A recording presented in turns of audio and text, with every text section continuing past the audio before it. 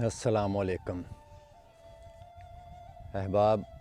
इब्तदा में जब इंसान अल्लाह के रास्ते की तलब रखता है, अल्लाह की जुस्तजू में निकलता है, तो उसको फिर कोई ना कोई वो ज़राए इस्तेमाल करता है उस रास्ते को, तसव्वुफ़ के रास्ते को, इश्क़ हकीकी के रास्ते को समझने के लिए। उस तलब में जब वो निकलता है तो वो किताबों का रुख करता है। तो जब वहाँ पे फ़ुक़रा की ज़िंदगियाँ देखता है, उनके अमल देखता है, वो जिन सख्तियों और मुसीबतों में से, मसाइब में से जो वो गुज़रे, तो जब वो सारी उनकी ज़िंदगी जो उन्होंने गुज़ारी और उन में से वो फिर उन मुसीबतों को जैसे उन्होंने फ़ेस करके वो गुज़रे, तो वहाँ पे जो है वो इब्तदा में तो इंसान बड़ा इस मोहब्बत से सरशार होता है, इश्क से लबरेज़ होता है। तो वो उसकी तलब बड़ी प्योर होती है, खालस होती है, और वो तलब अल्लाह का बहुत बड़ा फ़ज़ल होता है उन लोगों को जिनको ये नसीब होती है। तो शुरू में बड़ा इसका इश्तियाक रखते हैं इस चीज़ का, इसकी मार्फत को जानने के लिए। तो जब वो उस चीज़ को समझते हैं, बुज़ुर्गान दीन की हालात ज़िंदगी का मुतालिया जब करते हैं, तो फिर वो कहीं ना कहीं आके डगमगा जाते हैं, मायूस हो जाते हैं कि एक इंसान के नाते हम ये मंजिलें किस तरह बर्दाश्त कर सकेंगे, ये सख्तियाँ किस तरह बर्दाश्त कर सकेंगे। तो वो यहाँ पे आके जो है वो मायूस हो जाते हैं, उनकी तलब कम हो जाती है, वो जो रंग उन पे चढ़ा होता है वह वक्त के साथ साथ वो उतरना शुरू हो जाता है। तो मेरी ये गुजारिश है उन लोगों से कि देखें, वो आदमी जो रहमान की तलाश में निकला, जो हकीकत का मुतलाशी हुआ, तो हकीकत तो दर हकीकत इंसान के अंदर पोशीदा है ना। अल्लाह की ज़ात तो आपके अंदर पोशीदा है। ये सारा सफ़र तो आपके बातन का है, ये अंदर उतरने का सफ़र है। ये चीज़ खुद शनासाई जो है दर हकीकत यही हक शनासाई है ना। तो हक की तलाश में निकलने वाले जब इस रास्ते पे निकलते हैं तो दो ताकतें जो हैं उनको कभी मत भूलें, एक शैतान और एक नफ्स। तो शैतान वहीं पे हमला करेगा जिस घर में कोई ख़जाना होगा, जिस घर में अल्लाह की मोहब्बत के आंसू होंगे, या जो इंसान उस तलब में निकलेगा वो तो उसी का रास्ता रोकेगा ना। क्योंकि जो आदमी ऑलरेडी गुमराही के रास्ते पे चल रहा है, जो अल्लाह से दूर है, तो शैतान को क्या पड़ी हुई है कि उसको उस पर अपना टाइम जो है वो वेस्ट करे या उस पर मेहनत करे। वो तो ऑलरेडी जो है वो अल्लाह से दूर है। शैतान जो है वो वहीं पे जो है ना उस बंदे को रोकेगा या उसका उसमें वसवसे जो है वो डालेगा, उसको मायूसी देगा, जिस बंदे के बारे में पता होगा कि ये अल्लाह की तलब रख रहा है। चोर कभी भी उस घर में डाका नहीं डालता जिस घर में कुछ हो ना, जो वीरान हो, जो पहले ही वीरान है, तो उसमें उसने चोरी करके क्या हासिल करना है। चोर वहीं पे माल को लूटने के लिए तगोदो करेगा, मेहनत करेगा, जिसका उसे यकीन होगा कि इस घर में कुछ है। तो वो लोग जो मायूस हो जाते हैं, सबसे पहले उनको इस चीज़ का भी शऊर होना चाहिए कि जिन्होंने इस रास्ते पे ज़िंदगी गुजारी, क्या वो ख़ुद इंसान नहीं थे। ये सारे का सारा रास्ता इंसानों ही का रास्ता है। ये अल्लाह की ज़ात ने इंसान को ये चीज़ें अता की हैं, ये सफ़र उसी का है इंसान का।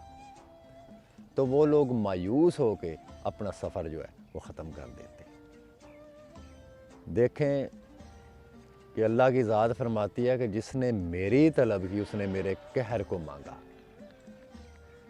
तो इस रास्ते में बड़ी सख्तियाँ आती हैं, बड़ी आजमाइशें आती हैं। चश्मा जब एक पहाड़ी से निकलता है ना, एक पहाड़ से एक चश्मा फूटता है,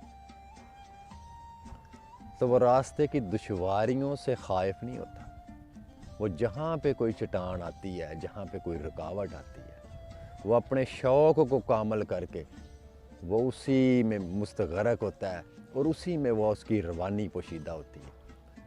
वो रुकता नहीं है, किसी चट्टान के आगे आ जाने से ठहरता नहीं है, वो क़याम नहीं करता, वो चलता रहता है। बल्कि उसका शौक़ जो है, जो कुल्ज़म में उसका जो है वो फ़ना होने का, कुल्ज़म से वस्ल का जो है उसका वो शौक़ जो है उसे बेदार रखता है, اس کے سفر کو اس سے چھینتا نہیں ہے، تو وہ راستہ خود تلاش کرتا جاتا ہے۔ جہاں راستہ بند ہوتا ہے، رکتا ہے، وہ وہاں سے اپنا سفر جاری رکھتا ہے، اور اس راستے میں سے جو ہے اس دیوار سے ٹکرانے کے بعد جو ہے کوئی نہ کوئی دوسرا راستہ جو ہے نا وہ تلاش ضرور کرتا ہے، لیکن وہ اپنے اس سفر کو ترک نہیں کرتا۔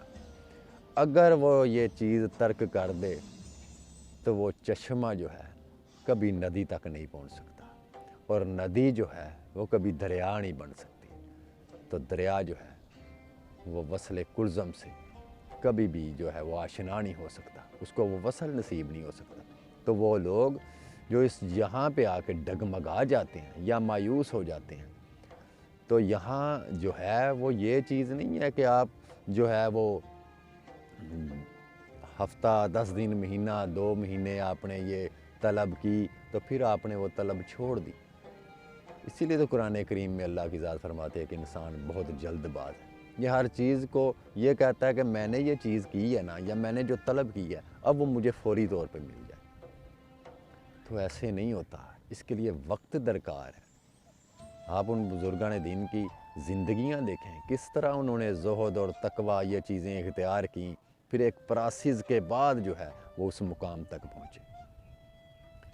تو وہ طاقتیں آپ کے اندر پوشیدہ ہیں جو آپ کو مایوس کرتی ہیں، اللہ کے فضل سے دور کرتی ہیں۔ اس لیے تو وہ رہبر کی ضرورت ہے اس معاملے میں۔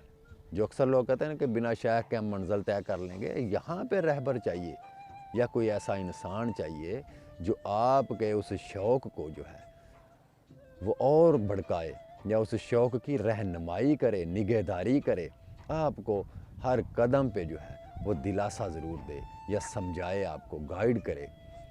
تو یہاں پہ آ کے میری التجا ان لوگوں سے ہے جو اس راستے پہ نکلے ہیں۔ سب سے پہلی بات یہ ہے کہ اللہ کی ذات اپنی طلب ہر انسان کو نہیں دیتی، اور جس کو دیتی ہے پھر اس کو اس فضل پہ شکر ادا کرنا چاہیے۔ تو وہ لوگ جو آ کے ڈگمگا جاتے ہیں آدھے سفر میں یا راستے میں ہی، تو ان کو کبھی منزل نصیب نہیں ہوتی۔ منزل انہیں نصیب ہوتی ہے جو خطرات کی پرواہ کیے بغیر، مصیبتوں کو دیکھے بغیر جو ہے وہ اپنی اس طلب کے اندر جو ہے وہ غوطہ زن رہتے ہیں۔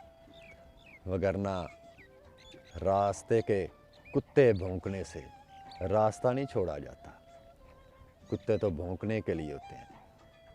تو یہ نفس اور شیطان در حقیقت آپ کا راستہ کاٹتے ہیں تاکہ آپ اپنے اس مقصود کو نہ پالیں، جس کی تمنا، جس کی آرزو میں، جس شوق میں آپ نے اپنا رخت سفر باندھا ہے۔ تو اس لیے اس راستے میں بڑا ٹائم لگتا ہے، اور ہر چیز کا ایک وقت مقرر ہے، وہ اپنے وقت پر ہی وقوع پذیر ہوگی۔ دیکھیں نبی پاک صلی اللہ علیہ وسلم نے جو ہے وہ 40 سال کے بعد اپنی نبوت کا اعلان کیا، کتنی مصیبتیں برداشت کیں، کتنی سختیاں برداشت کیں، کتنے تانے تشنے کفار کے سنے، لیکن وہ جو پراسز تھا وہ ایک عرصے کے بعد ہی جو ہے وہ جا کے پھر انہوں نے اعلان کیا، اور اس کے بعد وہی لوگ جو ہیں ان کے آگے جو ہے وہ سر خم تھے فتح مکہ کے دوران۔ تو ان کو کیا فتح نصیب ہوئی، وہ کس مقصد کے لیے وہ خلق کیے گئے، دین اسلام کی تبلیغ کے لیے، اور ایسا رول ادا کیا، ایسا کردار ادا کیا کہ پھر پوری کائنات میں ایسی مثال کسی انسان کی نہیں ملتی۔ وہ اپنی ذات میں بے مثل ہیں، لیکن انہوں نے ان مصیبتوں کو دیکھ کر اپنے سفر کو نہیں چھوڑا۔ تو اس لیے وہ لوگ جو کہتے ہیں کہ ہمیں فوری طور پہ کوئی چیز مل جائے، تو ایسے نہیں ہوتا۔ ایک بیج کو درخت بننے کے لیے بڑے سالوں کا انتظار کرنا پڑتا ہے، موسموں کی سختیاں برداشت کرنی پڑتی ہیں۔ تو وہ شجر جب ان موسموں کی سختیوں میں سے گزر کے ایک تناور اور مضبوط درخت بن جاتا ہے، تو پھر وہ جو ہے وہ ثمر پیدا کرنے کا حقدار ہوتا ہے۔ اس سفر کا، اس سختیوں کا، اس بیج نے جو برداشت کی، اس کا ثمر جو ہے پھر اس کی پھل کی صورت میں اس کو حاصل ہوتا ہے، اس کو نصیب ہوتا ہے۔ تو اس لیے فوری طور پہ یہ کچھ لوگ مایوس ہو جاتے ہیں کہ ہمیں اللہ کی ذات کا وہ راستہ کیوں نہیں مل رہا، ہم بہت جو ہے یہ ہمارے بس سے باہر ہے یہ چیز، ہم یہ کر ہی نہیں سکتے، یہ ناممکن چیز ہے۔ تو در حقیقت ان کے پاس وہ طلب کامل نہیں ہوتی، وہ شوق نہیں ہوتا، وہ وقتی طور پہ وہ رنگ چڑھتا ہے۔ تو جب اس سفر میں نکلتے ہیں تو پھر وہ رنگ، دنیا کا رنگ پھر ان پہ غالب آتا ہے، تو اپنی اس طلب کو پھر چھوڑ دیتے ہیں راستے۔ تو یہ سفر جو ہے مصیبتوں اور سختیوں کو برداشت کرنے کے بعد ہی نصیب ہوتا ہے۔ تو اس کے لیے ایک وقت ضرور ہے، بس اس وقت کا انتظار کریں۔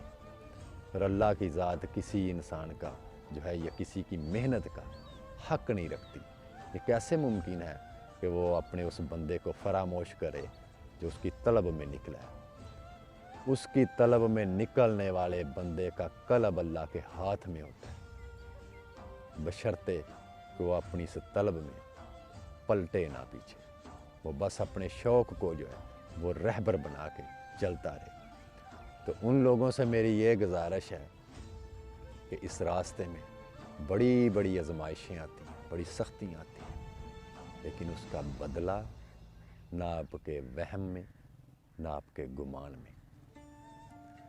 وہ کہتے ہیں نا، کسی نے لکھا ہے، گزر جا منزل صبر و رضا سے بے نیازانہ، کہ اس کے بعد کوئی امتحان باقی نہیں رہتا۔